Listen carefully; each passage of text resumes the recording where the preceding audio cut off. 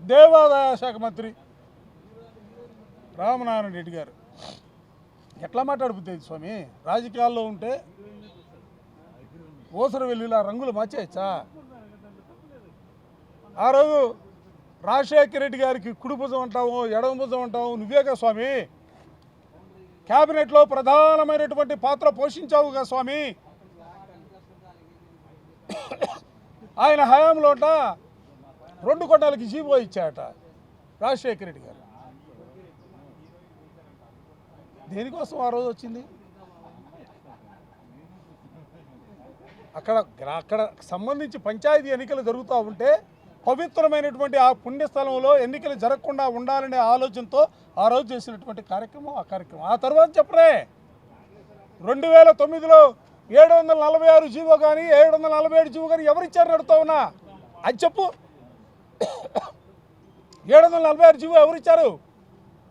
747 GO ఎవరిచ్చారు? 7 కొండలుగా గుర్తించి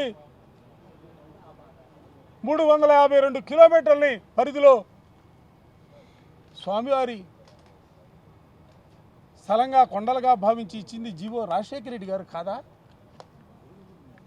మరో జీవో 742. ఈ 2 జీవోలు అన్యమత ప్రచారం చేయకూడదు. 19 గుళ్ళల్లో హిందూ మతానికి సంబంధించినటువంటి ఈ దేవాలయాల్లో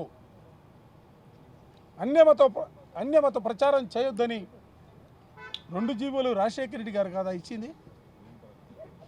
రామనారాయణ రెడ్డి గారు మీరంత దిగజారిపోయి అట్లాంటి స్టేట్మెంట్లు ఇవ్వాల్సినటువంటి అవసరం ఉందని నేను అనుకోవట్లే. ఒకవేళ మీకేమైనా ఉందేమో నాకు తెలియదు. ఇంతటి దౌర్భాగ్యమైనటువంటి పరిస్థితులు చెప్పాలా? మేము అడిగింది ఏంది?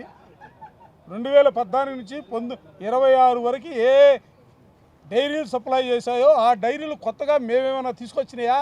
అన్నీ కూడా చంద్రబాబు నాయుడు గారి హయాంలో వచ్చినాయి. ట్యాంకర్లు మీ హయాంలో 12 ట్యాంకర్లు వెనకెళ్ళాయి. 2014 నుంచి 19 వరకు, 19 నుంచి 24 వరకు మా హయాంలో 18 ట్యాంకర్లు వెనకెళ్ళాయి. కానీ ఈ ప్రభుత్వం వచ్చిన తర్వాత 8 ట్యాంకర్లు వెనకెళ్ళాయి. మరో 4 ట్యాంకర్లు వెనక్కొచ్చాయి.